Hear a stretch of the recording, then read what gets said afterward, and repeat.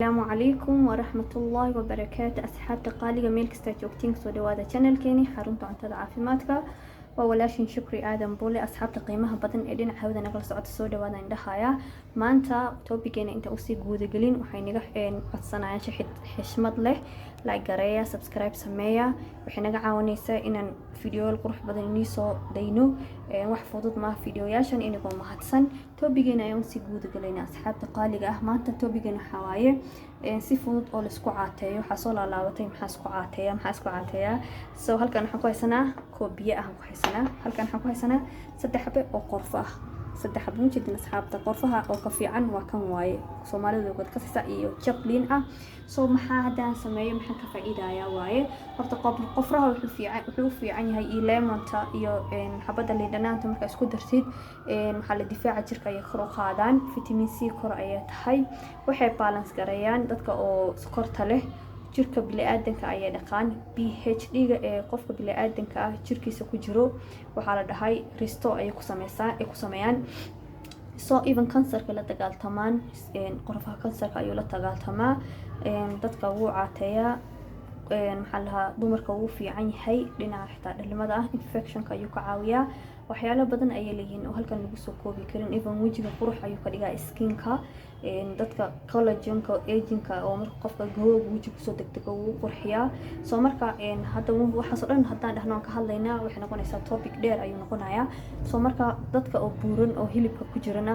sida fudud ayuu hilibka la dagaaltamaa liinta iyo qorfaha labadaba soo maxaa sameeynaya marka inay tusaaya inagoo mahadsan nala socda soo waa soo qaadanaysaa labadaadaba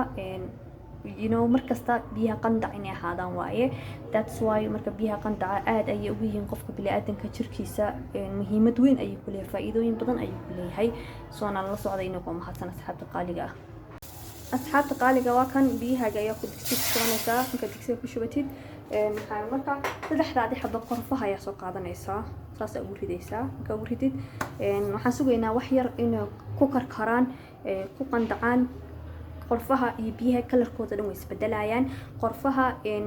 faa'iidooyinkii iyo vitamiinkii waxa dhan biyuhu ku reebaya biyahaas ayaa hadhow cabaysaa soo marka waa inay tusi doonaa marka biyaha see noqdaan iyo markii la karkaro inagoo mahadsan nala sii socda asxaabta qaaliga biyihiisaanay noqdeen oo ujeedin guduud u noqonaya biyaha marka oo lagu daro maxaa la dhahaa qorfaha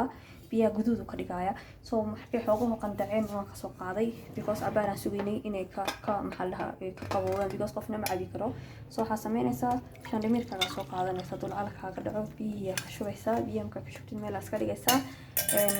waxaa soo qaadanaysaa liinanaantana calooshooda dagaaltamtaa iyo hilibka qof kasta uu kasaaya soo marka waxaa sameynaysiin saasaa sameynaya haddaa rabtid inaa hilibka dadka hilibka rabaan inay iska ridaan asxaabta qaaliga adaa awoodidka kale ee shiidana waa sameyn kartaa laakiin kana xalay xoog weyn aan lahay kan oo sas loogu dhex ridaayo research badan markaan sameeyey soo marka waxaa sameynaysaa biyahagaas ayaa cabisaa faa'iidooyin badan ay leedahay oo hadda waxaan ka hadlaynaa iscaateyntaan ka hadlaynaa laakiin waxyaalo badan ayaa jira xitaa oo halkan lagu soo koobi karin inagoo mahadsan